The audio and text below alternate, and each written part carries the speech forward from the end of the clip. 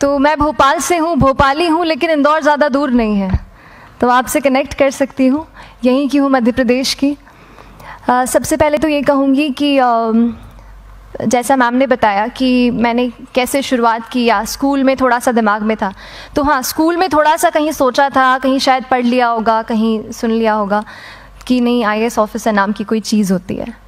लेकिन तब ये भी नहीं पता था कि यार UPSC नाम की कोई एग्ज़ाम है, सिविल सर्विस एग्ज़ाम है, उससे और भी पोस्ट में आप सिलेक्ट हो सकते हैं, ऐसा कुछ नॉलेज नहीं था।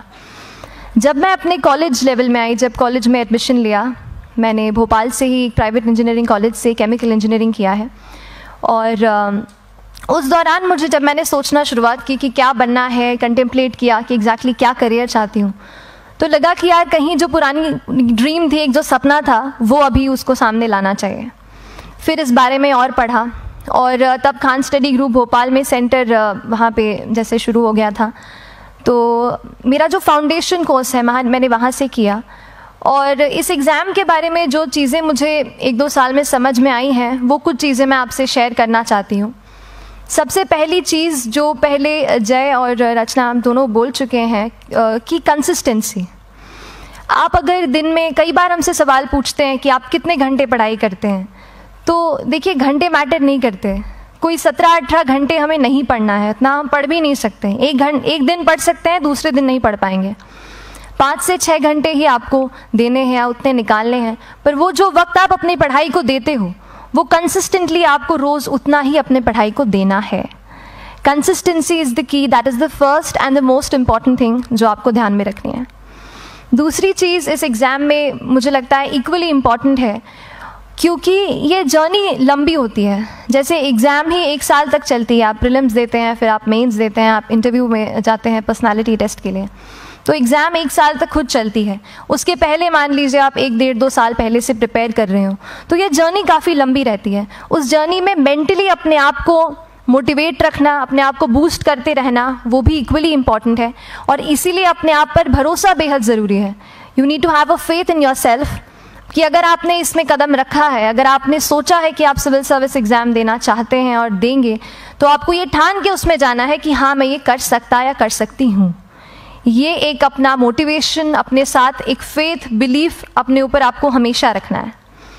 कमिंग टू प्रेपरेशन की कैसे तैयारी करनी है, बहुत सारी बातें आप सुन चुके हैं कि आंसर राइटिंग में कैसे करना होता है, आंसर राइटिंग का स्ट्रक्चर कैसा होना चाहिए। तो मैं शुरू में सबसे पहले ये कहूँगी कि मेरे प्रिपरेशन का बेस 2 चीज़ें रहीं। पहला था करंट अफेयर्स। करंट अफेयर्स इसलिए मैंने उसी से शुरुआत की क्योंकि करंट अफेयर्स सबसे इंटरेस्टिंग पार्ट होता है। कई बार आपको हिस्ट्री कभी बोरिंग लगेगी, कई बार आपको लगेगा ज्योग्राफी इतना, कभी हर किसी के अपने अपने फेवरेट्स होते हैं। तो मुझे वो 2 सब्जेक्ट्स लगते थे कि यार इतना मन नहीं करता है, लेकिन न्यूज़पेपर्स और करंट अफेयर्स में जो भी नया चल रहा है वो मुझे हमेशा इंटरेस्टिंग लगता था।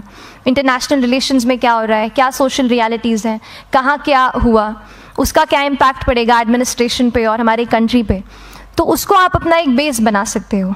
आप करंट अफेयर्स बेस्ड प्रिपरेशन कर सकते हैं, इसलिए भी क्योंकि अगर आप मेंस एग्ज़ाम देखेंगे तो काफ़ी डायनामिज्म आ गया है, केवल प्रीलिम्स में नहीं बल्कि जनरल स्टडीज़ पेपर 2, पेपर 3 में भी आप देखेंगे कई सारे ऐसे सवाल हैं जो करंट इवेंट्स से इंस्पायर्ड होते हैं, उन पे बेस्ड रहते हैं।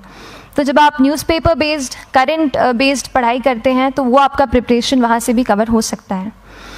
दूसरी जो चीज़ मैंने जिस पे बहुत फोकस किया वो थी आंसर राइटिंग।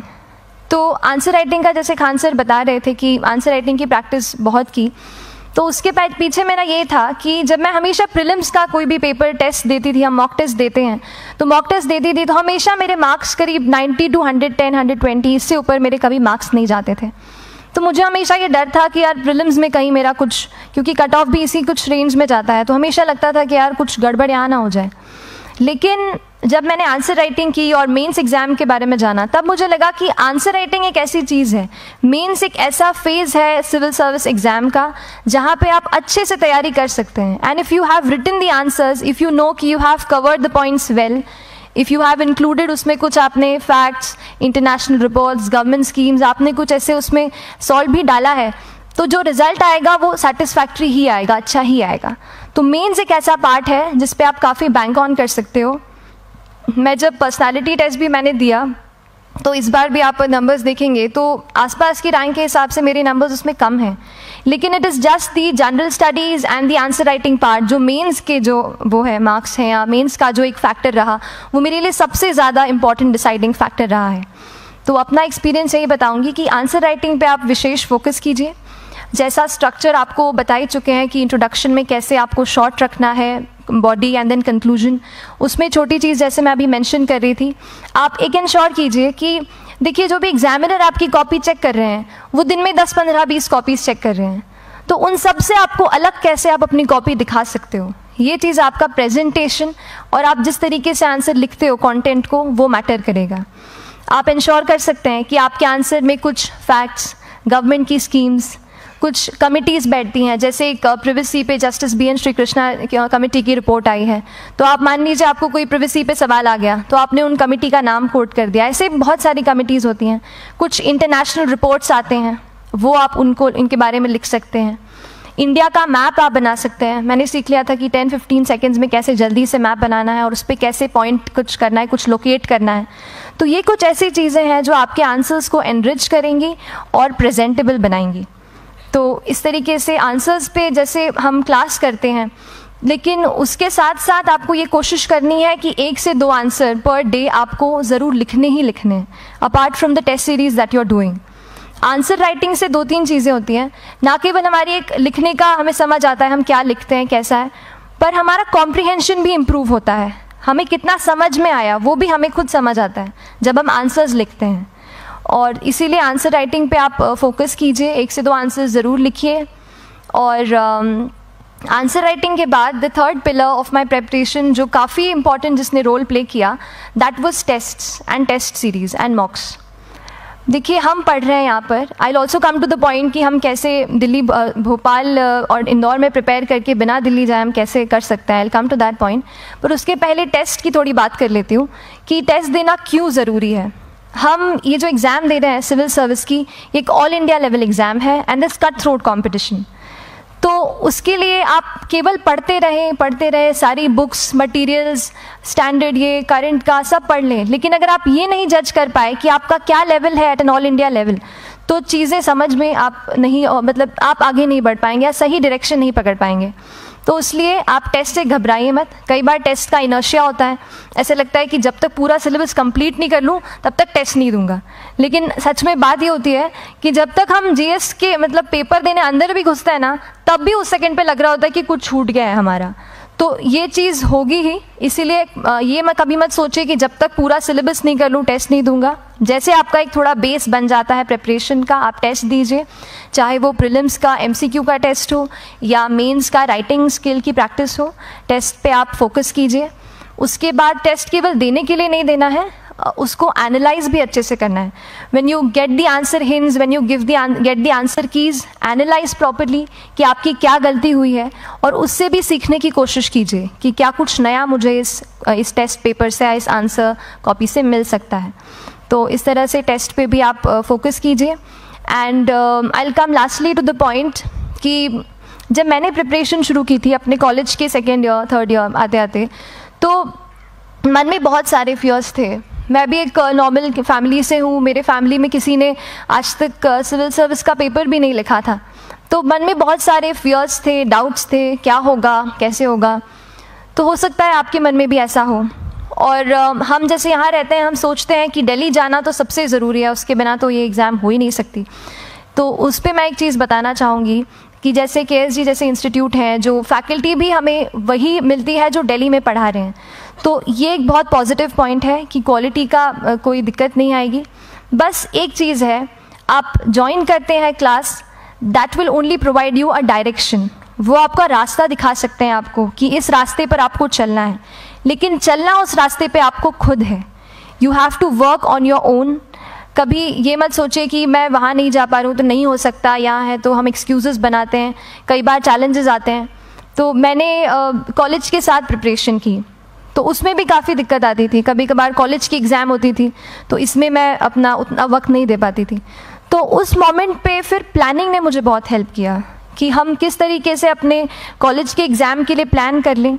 जैसे मैंने इंजीनियरिंग की है और मुझे पता है कि हम इंजीनियर्स 1 महीने से ज़्यादा पहले से पढ़ते नहीं हैं। पढ़ते हैं क्या? तो वो चीज़ आप ध्यान रख सकते हो, उसको अपना स्ट्रॉन्ग पॉइंट बना सकते हो। 1 से 1.5 महीना जब exam is approaching, I use to plan my entire syllabus का प्रिंट आउट निकाल के I use to make my notes, उस तरीके से उसको मैं उसको संभाल लेती थी। तो whenever you are managing those things together, focus on planning, किस तरीके से आप एक माइक्रो प्लान बनाएं, अपना डेली एक प्लान बनाएं, वीकली टारगेट सेट करें और एक ब्रॉड विजन दिमाग में रखें कि ब्रॉडली आप मंथ्स में क्या कवर करने वाले हैं। अगर आप प्लानिंग अच्छे से करते हैं तो ज़्यादातर पोर्शन आपका वहीं से कवर हो जाता है, और जब आप टारगेट्स बनाते हैं, उनको टिक करते हैं, तो एक सेंस ऑफ कंप्लीशन भी आपको मिलता है कि yes I am on the right path और मैं सही जा रहा हूँ या जा रही हूँ। तो इस तरीके से प्लानिंग पे भी इक्वली फोकस कीजिए। एंड बस यही सिंगल बिगेस्ट मैसेज मेरी तरफ से यही रहेगा कि आपने अगर ठान लिया है, अगर आप सोचते हैं कि आप ये एग्ज़ाम क्रैक कर सकते हैं, तो आपको रोकने वाला और कोई नहीं, आप खुद ही हो सकते हैं। तो खुद आप अपनी रुकावट कभी मत बनिए, एक्सक्यूज़ेस मत बनाइए। ऑब्स्टिकल ज़रूर आएंगे, उन्हें आपको चैलेंज करना है। Challenges are meant to be challenged. तो सही तरीके से अपने ऑब्स्टिकल्स को हैंडल कीजिए, और इस एग्ज़ाम में अगर आप सही स्ट्रैटेजी रखते हैं तो आप अपने एक अटैम्प्ट में ही इसको क्रैक कर सकते हैं। एंड एनीवेज आप जो भी अटैम्प्ट नेक्स्ट रखते हैं, दिल में यही रखिएगा कि जो ये मेरा नेक्स्ट अटैम्प्ट होने वाला है, ये मेरा बेस्ट अटैम्प्ट होने वाला है। कभी भी इस एग्ज़ाम को हाफ हार्टेडली मत दीजिए कि चलो देख के देखता हूँ कैसा है पैटर्न का एग्ज़ाम का। अगर एग्ज़ाम का पैटर्न देखना है ना, तो घर पे 3 घंटा टाइम लगा के एग्ज़ाम दे दो, बस केवल पैटर्न देखने के लिए एग्ज़ाम अटैम्प्ट मत कीजिए। जब आप एग्जामिनेशन हॉल में जा रहे हैं या कोई अटैम्प्ट आपने सेट किया है, तो अपना सब कुछ उस एग्ज़ाम को दीजिए, अपना टाइम, एनर्जी, फोकस, जितना भी करेक्ट आप उसमें पॉजिटिविटी डाल सकते हैं उसको दीजिए, एंड पूरी तैयारी के साथ ही इस पेपर को दीजिए, and I am sure that you will succeed. So till then, all the very best to you and good luck. Thank you so much.